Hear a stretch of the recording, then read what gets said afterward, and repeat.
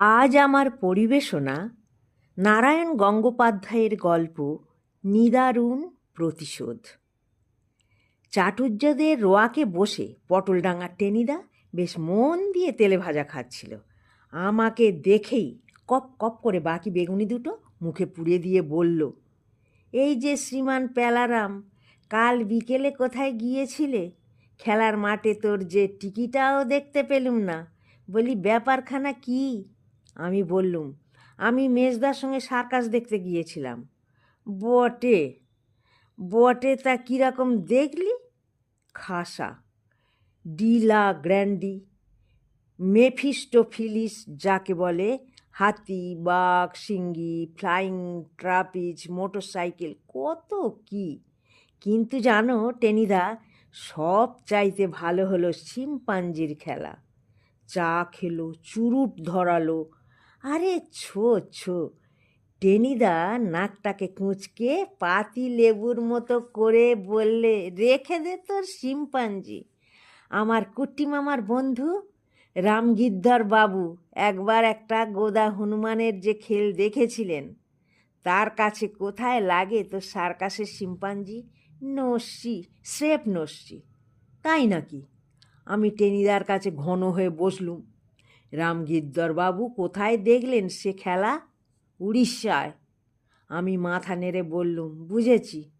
পুরীতে গিয়ে জগন্নাথের মন্দিরে আমি কয়েকটা বড় বড় হনুমান দেখেছিলুম। ধ্যাত তোর পুরী, ওগুলো আবার মনীষী, থুড়ি হনুমান নাকি? গাদা গাদা জগন্নাথের পেশাদ খেয়ে নাদা পেট নিয়ে বসে আছে, গলায় একটা করে মাদুলি পরিয়ে দিলেই হয়। হনুমান দেখতে গেলে জঙ্গলে যেতে হয়, মানে কেওনঝড়ের জঙ্গলে। কেওনঝড়? সে আবার কোথায়? তাই যদি জানবি, তাহলে পটলডাঙায় বসে পটল দিয়ে শিঙি মাছের ঝোল খাবি কেন রে? নে, গল্প শুনবি তো এখন মুখে ইস্কু মেটে চুপটি করে বসে থাক। বকের মতো বক বক করিস নি। বক বক তো বক করে না, ক্যাঁ ক্যাঁ করে। চোপড়াও। বক বক করে না বক? তাহলে তো কোন দিন বলে বসবি, কাক কা কা করে না, পাঁঠার মতো ভ্যা ভ্যা করে ডাকে। হয়েছে হয়েছে, তুমি বলে যাও। বলবই তো, তোকে আমি তোয়াক্কা করি নাকি? এখন আমাকে ডিস্টার্ব করিস নি, মন দিয়ে রামগিদ্ধর বাবুর গল্প শুনে যা, বিস্তর জ্ঞান লাভ করতে পারবি। হয়েছে কি, রামগিদ্ধর বাবু কন্ট্রাক্টরের কাজ করতেন, মানে পুল টুল, রাস্তাঘাট এইসব বানাতে হতো তাকে। সেই কাজেই তাকে সেবার কেওনঝড়ের জঙ্গলে যেতে হয়েছিল। কুলি, তাঁবু, জিপগাড়ি এইসব নিয়ে সে এক এলাহি কাণ্ড। বনের ভেতরই একটুখানি ফাঁকা জায়গা দেখে রামগিদ্ধর তাঁবু ফেলেছেন। মাইল 2 দূরে পাহাড়ি নদীর উপর একটা পুল তৈরি হচ্ছে।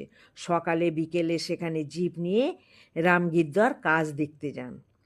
জঙ্গলে তার হনুমান, গাছে গাছে তাদের আস্তানা, কিন্তু লোকজনের উৎপাতে আর জিপের আওয়াজে তারা এদিক ওদিক পালিয়ে গেল। রামচন্দ্রজি তো আর নেই, কার উপরে আর ভরসা রাখবে বল? কুলিরা অবশ্যই মাঝে মাঝে ঢোল আর খঞ্জনি বাজে রামা হো বলে গান গাইত, কিন্তু সেই বিকট চিৎকার শুনে কি আর অবলা জীব কাছে আসতে সাহস পায়? তবু একটা কাণ্ড ঘটল। সেদিন দুপুরবেলা তাঁবুর বাইরে বসে রামগিদ্ধর চাপাটি খাচ্ছিলেন।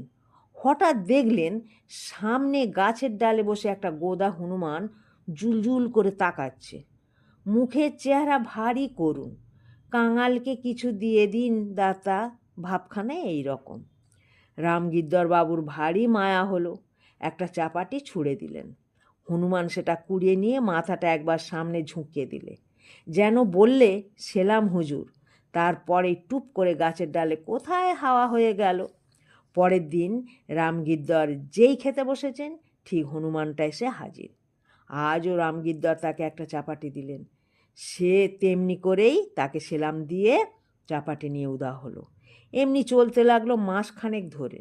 রোজ খাওয়ার সময় হনুমানটা আসে, তার বরাদ্দ চাপাটিখানা নিয়ে চলে যায়। যাওয়ার সময় তেমনি মাথা ঝুঁকিয়ে সেলাম করে, আর কোনো রকম বিরক্ত করে না। কোনো দিন একখানার বদলে দুখানা চাপাটি চায় না, মানে সেই বর্ণপরিচয়ের সুবোধ বালক গোপালের মতো আর কি। যাহা পায় তাহাই খায়। তা খাচ্ছিল, চলছিল বেশ। রামগিদ্দর বাবুই একদিন গোলমালটা পাকিয়ে বসলেন।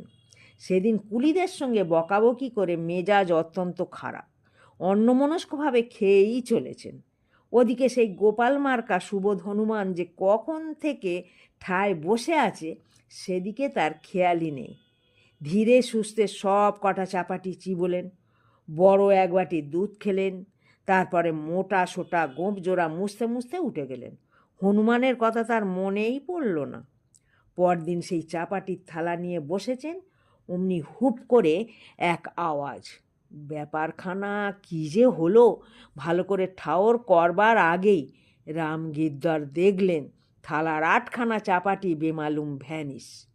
তার নাকের সামনে মস্ত একটা লেজ একবার চাবুকের মতো দুলে গেল, হুপ করে শব্দ, আর একবার গাছের ডাল ঝরঝর করে নড়ে উঠল। ব্যাস, কোথাও আর কিচ্ছু নেই। দু একজন কুলি হৈ হৈ করে উঠল, ঠাকুর হায় হায় করতে লাগলো, আর রামগিদ্দর স্রেফ হাঁ করে রইলেন। হ্যাঁ, এইসা বেইমানি! রোজ রোজ হতচ্ছাড়া হনুমানকে চাপাটি খিলাচ্ছি, আর সে কিনা এসা বেতে তমিজ।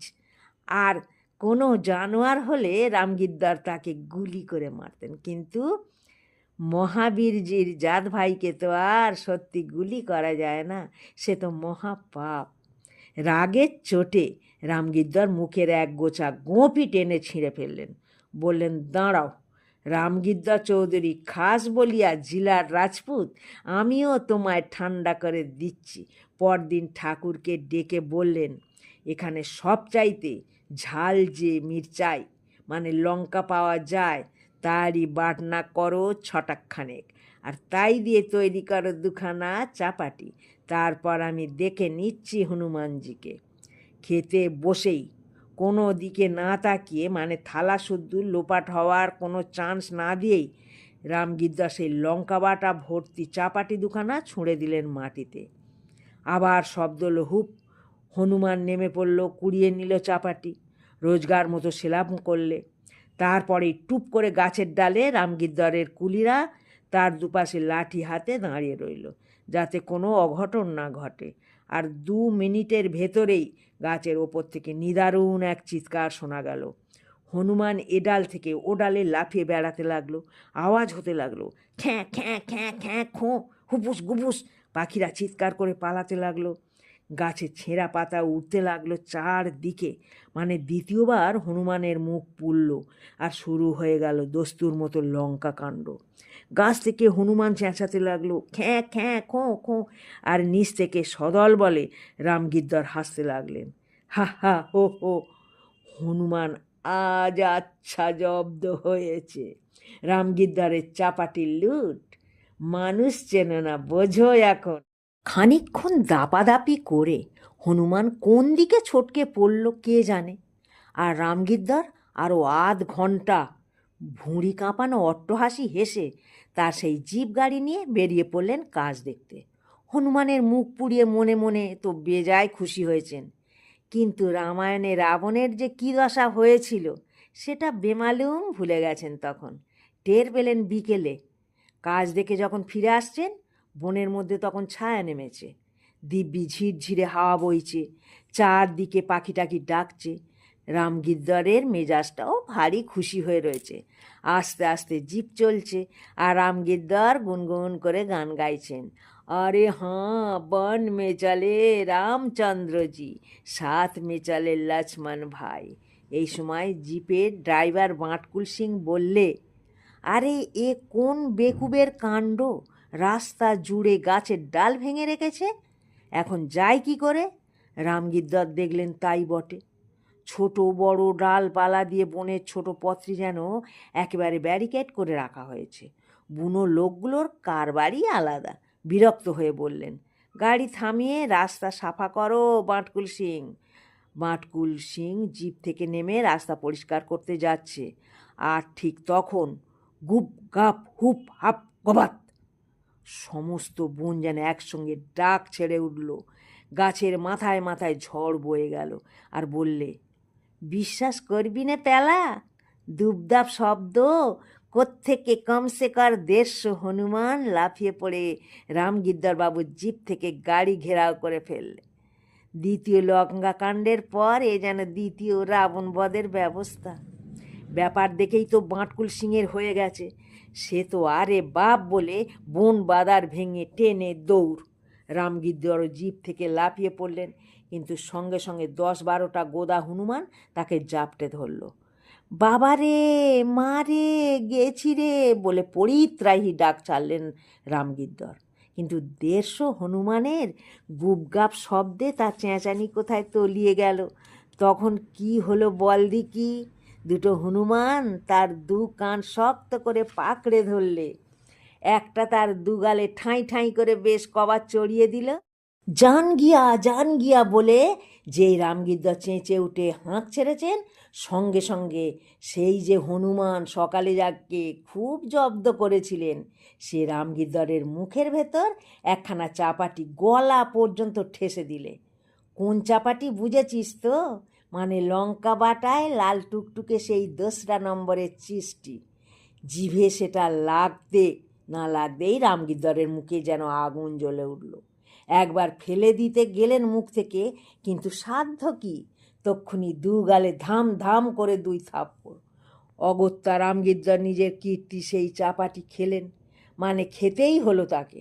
150 হনুমানের সঙ্গে তো আর চালাকি নয়। 150 হাতের 150 চাঁটি খেলে রামগিদ্দরও রাম ইঁদুর হয়ে যাবেন, কিন্তু চাঁটি বাঁচাতে যা খেলেন তা চাপাটি নয়, সোজাসুজি দাবানল যাকে বলে। চিবুনি দিতেই চোখ দিয়ে দরদর করে জল পড়তে লাগলো। মনে হতে লাগলো গলা থেকে চাঁদি পর্যন্ত কি বলে একেবারে লেলিহান শিখায় জ্বলছে। রামগিদ্দর কেবল তারস্বরে বলতে পারলেন, জল, তারপরেই সব অন্ধকার। ওদিকে কুলির দল আর বন্দুক টন্দুক নিয়ে বাঁটকুল যখন ফিরে এলো, তখন হনুমানদের এতটুকু চিহ্ন কোথাও নেই। কেবল রামগিদ্দরের পথের মাঝখানে অজ্ঞান হয়ে পড়ে আছে। তারপর সেই চাপাটির চোট সামলাতে পাক্কা 1 মাস হাসপাতালে। তাই বলছিলুম, আমার কাছে সার্কাসের শিম্পাঞ্জির গল্প আর করিস নি। আসল খেল দেখতে চাস তো সোজা কেওনঝড়ের জঙ্গলে চলে যা। এই বলে পটলডাঙ্গার টেনিদা আমার চাঁদিতে কড়াং করে একটা গাঁটটা মারল, আর তারপরে 3-4টে বড় বড় লাফ দিয়ে সোজা শ্রদ্ধানন্দ পার্কের দিকে হাওয়া হয়ে গেল।